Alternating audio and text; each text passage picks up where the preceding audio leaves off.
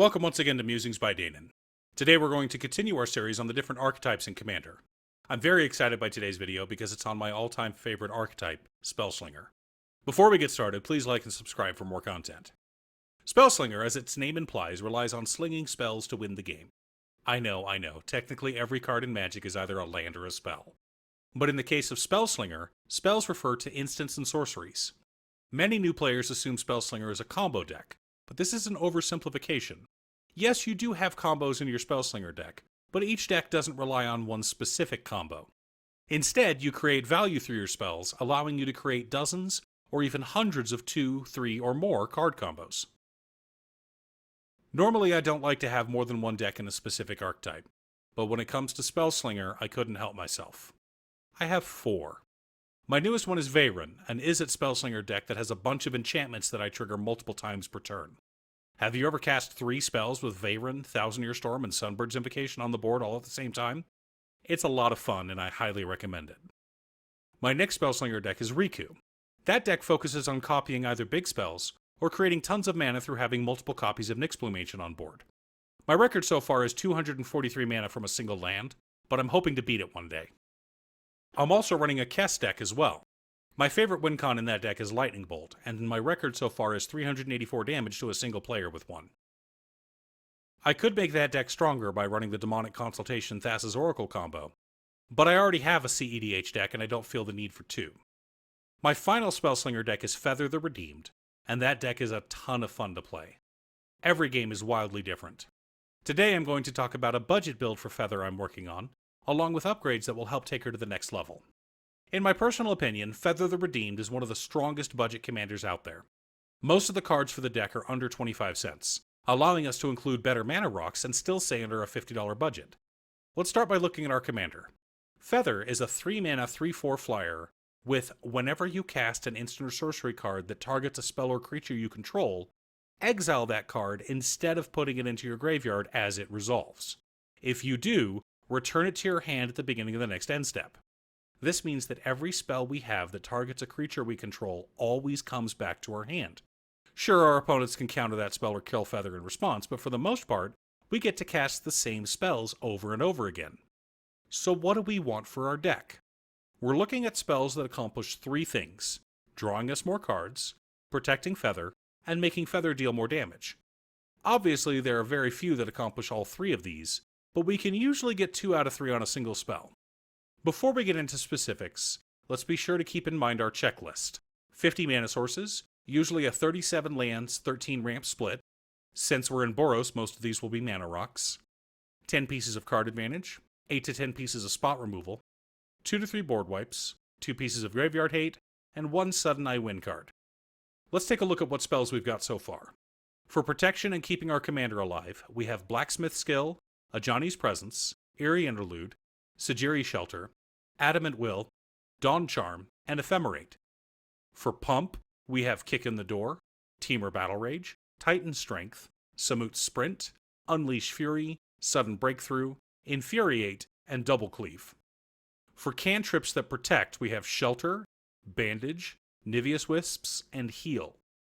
For cantrips that buff, there's Defiant Strike, Expedite, Rile, Fists of Flame, Psychotic Fury, Guided Strike, and Balduvian Rage. And finally, for cards that scry and protect, we have God's Willing and Sheltering Light. Most of our interaction package also consists of instants and sorceries. We have Chaos Warp, Disenchant, and Abrade to handle non-creature permanents. Soul's Fire and Reckless Rage both serve as repeatable spot removal. Divine Reckoning, Slaughter the Strong, and Single Combat all serve as board wipes that leave Feather alive. We do have a pair of Swiftfoot boots, but not Lightning Greaves, as giving Feather Shroud kind of defeats the purpose of the deck. Finally, Sentinel Tower and Aria of Flame serve to increase our damage based on the number of spells we cast, and I've won games on the back of Aria of Flame alone. For additional card advantage, we have Showdown of the Scalds and Burning Prophet. The core of our deck are cards that love it when we cast instants and sorceries: Gutter Snipe, Young Pyromancer, Electrostatic Field, Firebrand Archer, and Thermo Alchemist. Additionally, we're able to run a Dreadhorde Arcanist and a Zada Hedron Grinder. As I stated earlier, we saved enough with the core of our deck to get some pretty decent mana ramp. We're looking at a Loyal Warhound, as well as a Stormkilled Artist and a Runaway Steamkin. For mana rocks, we've got both Diamonds, Soul Ring, Talisman of Conviction, Boros Signet, Arcane Signet, Mind Stone, and Felwar Stone. We're also running Commander Sphere, Boros Cluestone, and Darksteel Ingot. For lands, we're running quite a few tap dual lands, as well as a Rogue's Passage, Sunhome Fortress of the Legion, and a Myriad Landscape for additional mana acceleration. The deck balances pretty well between red and white, so we've got 12 plains and 12 mountains. So let's compare our list to the checklist from earlier. For ramp, we have 37 lands and 14 pieces of ramp. Slightly heavy, but we want to cast multiple spells each turn cycle, so that's fine. For card advantage, we have 3 pieces of the scry, plus 12 more pure card advantage. Almost all of them are repeatable as well. For spot removal, we only have 7, but 4 of them can be used multiple times. For board wipes, we have 3, and all 3 of them leave our commander alive. We do not have any graveyard decks, so we are a little weak to graveyard hate. For the Sudden I Win cards, any of the double strike cards combined with a good pump spell can take out a player instantly. So overall, we could use some graveyard hate and maybe some more spot removal. So when it comes to upgrades, you could go with a Rest in Peace, but that shuts down our Dreadhorde Arcanist. Instead, I'd probably go for a Purify the Grave, an Honor the Fallen, and maybe a Stonecloaker, which would both serve as a way to protect our commander and as graveyard hate. As far as upgrading our interaction package, we have wonderful cards like Generous Gift, Path to Exile, and Swords to Plowshares, and Boros Charm is just a great all-purpose spell. We would add another board wipe with Fell the Mighty, and Aetherflux Reservoir would serve as our Sudden I Win card. For additional spells, I would add both Crimson Wisps and Sunforger. Open the Armory would let us fetch either our Boots or the newly added Sunforger, and Esper Sentinel is an awesome card draw option. For ramp, our options become extremely powerful, with cards like Smothering Tithe and Goldspan Dragon. But if those cards are out of your budget, try picking up a Burgi God of Storytelling and a Sword of the Animist instead.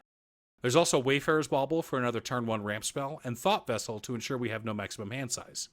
You'll probably also want to slot in a Reliquary Tower. If you want faster land options, you could pick up a Sacred Foundry, Sunbaked Canyon, Clifftop Retreat, Inspiring Vantage, and a Spectator Seating as well. Finally, the upgrade I was most excited to add to this deck was Monastery Mentor. I haven't got the chance to cast it yet, but I'm excited to do so. Thanks for tuning in. I can talk all day about Spellslinger, but if I go any longer, my lovely editor will become my angry editor. Once again, a huge thank you to Cute Stuff.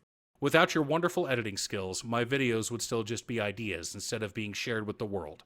If you'd like to hire her to edit your own videos, there's a link to her Fiverr page below. Please like and subscribe for more content, and I'll see you all again next time.